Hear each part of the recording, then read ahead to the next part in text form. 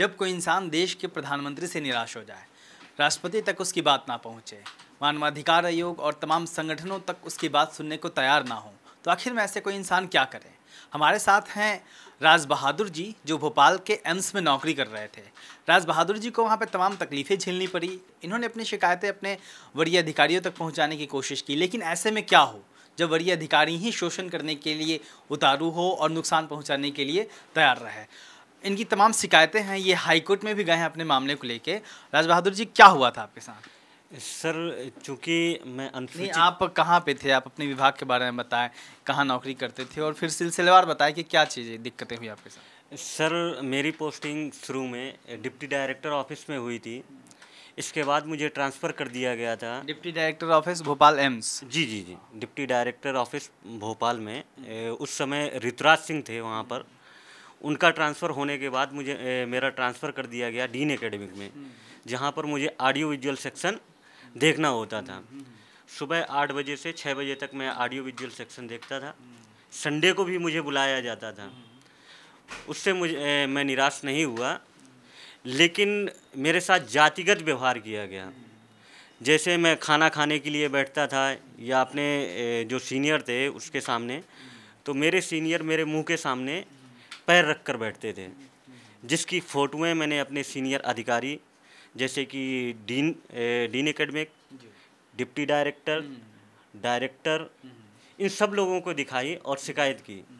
लेकिन उन पर कार्रवाई न करने के बजाय मुझे ही नोटिस दे दिया, और जिसका स्पष्टीकरण भी नहीं मुझसे मांगा गया, और बोला गया कि यदि इस तरह का दुर्व्यवहार दोबारा करोगे, अनुशासनहीनता, उन्होंने झूठी शिकायत की कृष्णपाल रघुवंशी जी ने, तो बोले यदि अगर आपकी शिकायत दोबारा आती है तो आपको नौकरी से निकाल दिया जाएगा। आपको कहा गया कि निकाल मुझे दिया? कहा गया, साथ में गाली गलौज भी की। क्योंकि जैसे ही मैं पहुंचा डिप्टी डायरेक्टर ऑफिस में, तो उन्होंने मुस्कुराकर मुझसे बात किया और अच्छे से व्यवहार। इसके कहाँ शिकायतें की थी आपने, और फिर उसके बाद? इसके बाद सर, उसी टॉपिक में आ रहा हूं सर मैं। जैसे मैं डिप्टी डायरेक्टर ऑफिस में पहुंचा तो मुझसे अच्छे से बात की गई। बाद में मुझसे जाति पूछा गया। जैसे ही मैंने अपनी जाति कोरी बताई तो उन्होंने जाति को आधार बनाकर मुझे गाली दिया और बोले यदि अगर दोबारा तुम इस केबिन में आए तो तुम्हें लात मारकर नौकरी से निकाल दी जाएगी। नीच हो, नीच की तरह रहो। इस तरह के शब्द उन्होंने मेरे साथ प्रयोग मुझसे बोला, जिसकी शिकायत मैंने डायरेक्टर महोदय को भी की, राष्ट्रपति को की, प्रधानमंत्री को की, श्रम मंत्रालय को की, डीओपीटी और ऐसे कई जगह पर मैंने शिकायत की, लेकिन कहीं से कोई रिस्पांस नहीं मिला मुझे। और इसके बाद में पुलिस आजाद थाना भोपाल में शिकायत की। वहाँ से इंक्वायरी करने के लिए जैसे ही पुलिस आई तो मेरा ट्रांसफ़र वार्ड में कर दिया गया, फीमेल मेडिकल वार्ड में। नहीं तो क्या वहाँ पे जो इंक्वायरी पुलिस की आई उसमें कुछ निकल के आया? कोई दोषी कुछ भी साबित नहीं हुआ? निकला सर, कुछ भी नहीं निकला। और जैसे ही वो आए तो मुझे दोबारा जब मैं गया कि सर क्या हुआ उसमें, तो पुलिस ने भी मुझे डांट कर भगा दिया। पुलिस से भी सहयोग नहीं मिला आपको? पुलिस से कोई सहयोग नहीं मिला सर। और ये कोई कौन सा थाना वो भोपाल का? आजाद थाना था सर। और ये सिर्फ मेरे साथ ही नहीं हुआ, और भी कई लड़के हैं। एक आमोद नाम का एक लड़का है एससी, जिसके साथ पहले भी मारपीट की गई है और पुलिस के सामने मारपीट की गई है, जिसके कई वीडियो उपलब्ध हैं और हाई कोर्ट में उसका भी केस चल रहा है। ये सिर्फ एससी एसटी के लोगों के साथ में ही किया जा रहा है। तो क्या आप अपने मामले को लेके, फिर आप जैसा बातचीत में बता रहे थे कि अदालत में भी गए थे, कहाँ पे कंप्लेन की थी, क्या नतीजा रहा उसका? सर, अदालत में हाई कोर्ट में मैंने पिटीशन दायर की थी। पिटीशन नंबर 2319 था। 3 मई को जजमेंट आया था संजय यादव जी के बेंच में, जो मेरे पक्ष में था।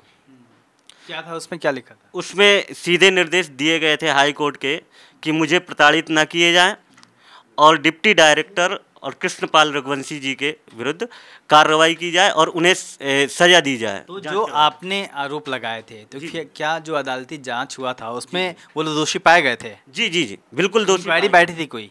इंक्वायरी बिठाई गई थी, तो जो करप्ट लोग हैं वहाँ के, उन लोगों की जो उनके पक्ष में हैं, उन्हीं लोगों की एम्स की कमेटी बिठाई गई थी। जैसे कि बर्था मैडम हो गई, जो कि बहुत ही ज़्यादा करप्ट हैं।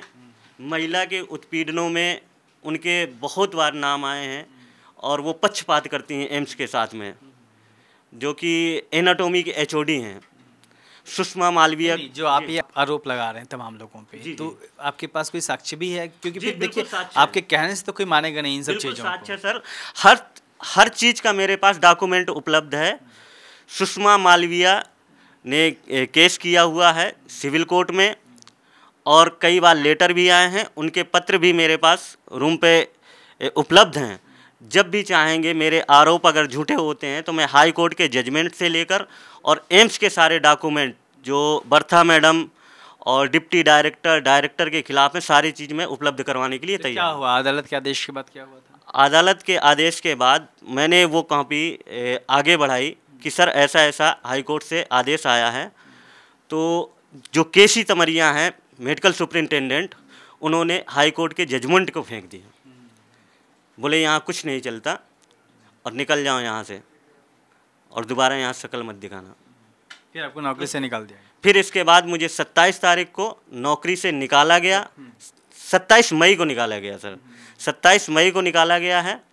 निकालने के बाद जब मैं पहुंचा वहां पर कि सर मुझसे क्या गलती हुई, तो उन्होंने मेरे साथ मारपीट की, जिसमें से केसी तमरिया जी ने गाली गलौज की है, उन्होंने हाथ नहीं उठाया।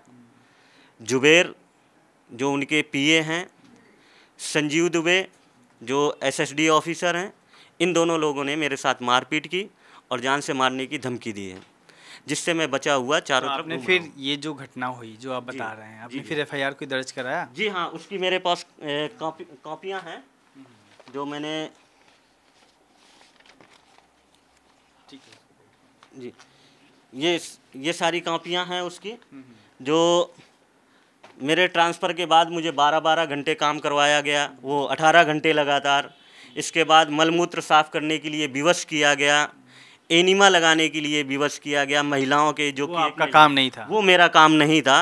एक महिला के एनिमा और कपड़े उतारना, ईसीजी करना एक महिला का ही कार्य होता है और आज तक एम्स भोपाल में अभी तक कोई भी महिला अटेंडर नहीं है। मुझसे जबरन करवाने के लिए दबाव डाला जाता था, जिसके लिए मैंने मना कर दिया था। उस पर भी चिकित्सा अधीक्षक ने मुझे नोटिस दिया था। ये अभी क्या मामला पहुंचा है आपका? जैसे हाई कोर्ट का आदेश उन्होंने मानने से इनकार कर दिया, जी। तो फिर ये तो अदालत की अवमानना भी हुई, तो क्या आपने फिर कहीं पे अपील की हुई है या फिर अभी क्या स्थिति है वर्तमान में? अभी वर्तमान में मैंने सर जो हाई कोर्ट का जजमेंट आया था उस पर ट्रायल के लिए निचली अदालत में मैंने लगाया हुआ है, और इसके अलावा ये जो मुझे नौकरी से निकाला है तो इसके लिए भी हाई कोर्ट में मैंने फिर से याचिका दायर की है और अभी मामला चल रहा है। हाँ, तो ये राज बहादुर जी थे। जाहिर सी बात है कि इनके आरोप बहुत गंभीर है। जिस तरीके से इन्होंने बहुत बड़े बड़े अधिकारियों के नाम लिए हैं जो भोपाल एम्स से जुड़े हुए हैं, ये आरोप बहुत गंभीर हैं और इनके पास साक्ष्य भी हैं जो हमने देखे भी हैं, ये लेके आए हैं। और अमूमन ये कहा जाता है कि जो मीडिया होती है वो चौथा खंभा लोकतंत्र का होती है, और शायद इसीलिए तमाम जगहों से निराश होने के बाद ये हमारे पास आए हैं। हमें नहीं पता ये बात इनकी कहाँ तक पहुँचेगी, लेकिन हम कोशिश करेंगे कि राज बहादुर जी को न्याय मिले। कैमरामैन सोनू के साथ अशोक दास, दिल्ली।